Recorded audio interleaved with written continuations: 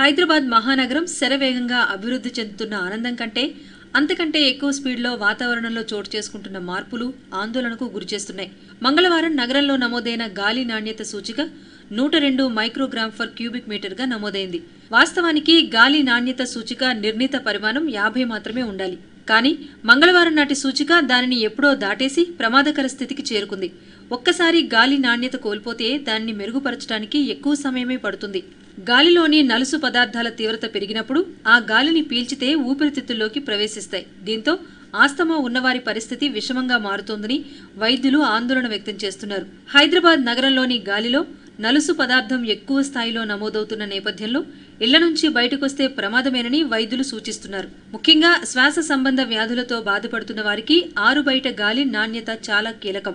నగరంలో వాహనాలతో ట్రాఫిక్ రద్దీగా ఉన్న ప్రాంతాల్లో గాలిలో నలుసు పదార్థం తీవ్రంగా ఉంటుందని, ఆ సమయంలో ఆస్తమా రోగులు రాకుండా ఉండటమే మంచిదని సూచిస్తున్నారు. గాలి నాణ్యత బాగా లేకుంటే గుండె సంబంధిత సమస్యలున్న వారికి ఇబ్బందులేనని అంటున్నారు.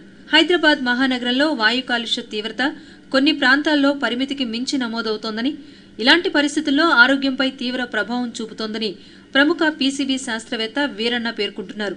ముఖ్యంగా ట్రాఫిక్ కూడళ్లలో నివాస ప్రాంతాలు, వ్యాపార కేంద్రాలు ఉన్న చోట ఆస్తమా రోగులు ఇబ్బందులు ఎదుర్కోవాల్సి ఉంటుంది. వాహనాల రాకపోకలు ఎక్కువగా ఉన్న సమయంలో బయటకు వారు రాకపోవటమే మంచిదని వైద్యులు సూచిస్తున్నారు.